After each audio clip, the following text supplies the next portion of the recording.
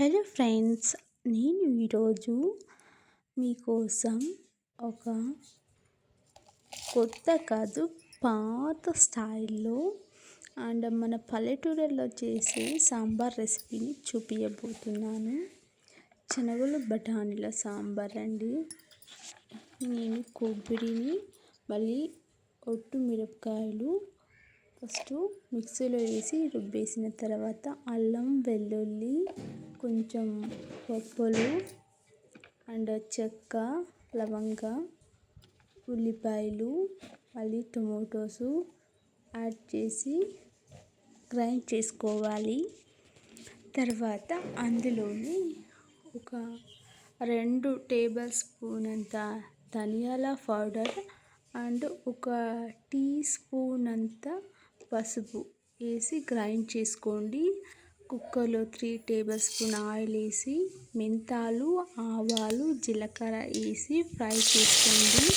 తర్వాత ఆవాలు red chilli తర్వాత కరివేపాకు వేసి ఫ్రై చేసిన తర్వాత శనగల బఠానీలు నానేసినాము ఓవర్ నైట్ అవి నానేసినామండి.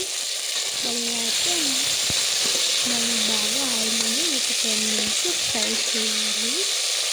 ఫ్రై చేసిన తర్వాత అది కొంచెం సాఫ్ట్గా అవుతుంది ఆయిల్లో.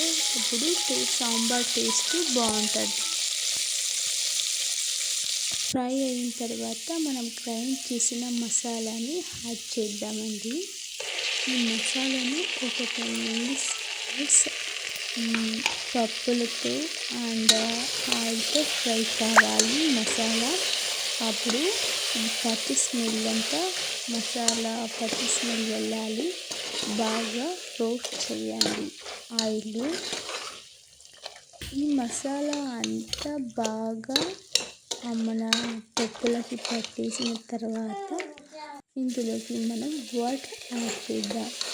మీకు కొంచెం కర్రీగా కావాలంటే వాటర్ తక్కువ యాడ్ చేసుకోండి. గ్రేవీగా కావాలంటే ఎక్కువ వాటర్ యాడ్ చేసుకోండి. నేనైతే కొంచెం గ్రేవీగానే చేస్తున్నాను. బికాజ్ ఆఫ్ నేను దోశ కోసం చేస్తున్నానండి, అందుకోసం ఇలా చేస్తున్నాను. వాటర్ వేసి బాగా మిక్స్ చేసుకోండి. తర్వాత యాజ్ పర్ టేస్ట్ అండి, మీకు టేస్ట్కి ఎంత సాల్ట్ పడుతుందో అంత ఉప్పుని వేసుకోండి.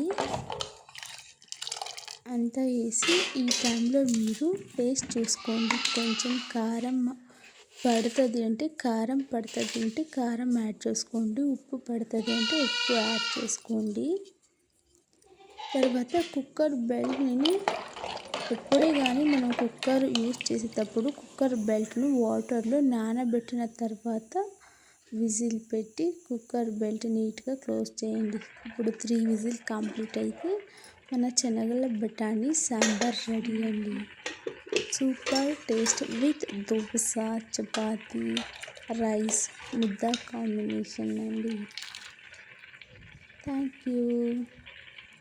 ఇది ఇవాళ మనం చేసిన సాంబార్ రెసిపీ అండి.